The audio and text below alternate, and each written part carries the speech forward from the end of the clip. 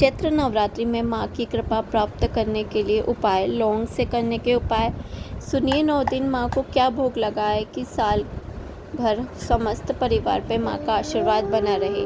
हमारे हिंदू धर्म में नवरात्रि का बहुत अधिक महत्व है। नवरात्रि से हिंदू वर्ष की शुरुआत मानी जाती है।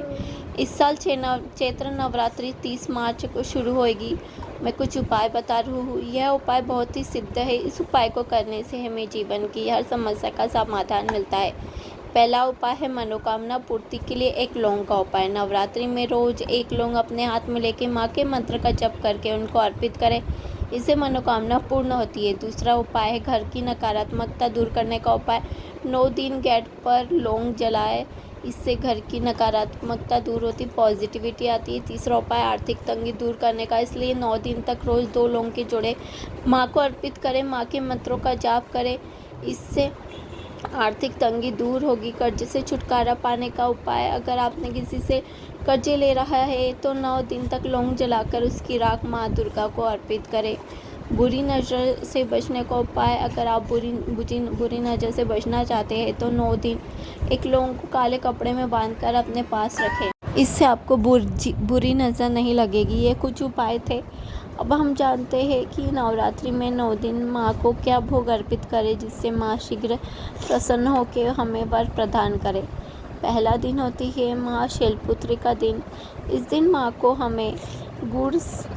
को सफ़ेद चीज़ों को और गाय के घी से बनी चीज़ों का भोग लगाना चाहिए। गाय के घी से बना हलवा, चक्की, बर्फ़ी जैसे भोग माँ को अर्पित करने चाहिए। दूसरा दिन होता है माँ ब्रह्मचारी करने का। इस दिन माँ को पंचामृत और मीठे का भोग पसंद है। तीसरा दिन होता है माँ चंद्रघंटा का। इस दिन माँ को दूध से बने पकवान और मिठाई का भोग लगा के माँ को प्रसन्न कर सकते हैं। चौथा दिन होता है माँ कुष्मांडा का। चतुर्थ दिन माँ कुष्मांडा को मालपुए का भोग लगा के हम माँ को प्रसन्न कर सकते हैं। पाँचवा दिन होता है माँ स्कंद माता का।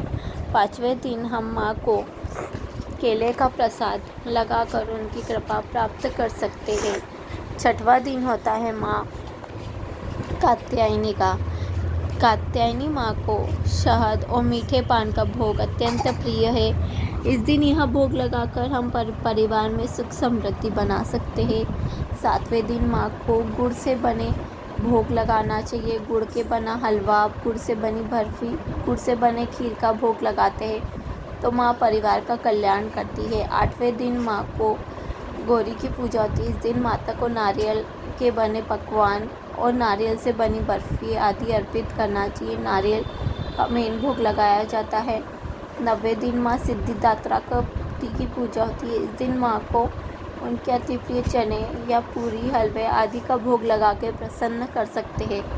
इन भोगों से प्रसन्न होकर माँ हमारे पूरे परिवार पे कृपा करके घर को सुख समृद्धि से भरती है। जय माँ काली।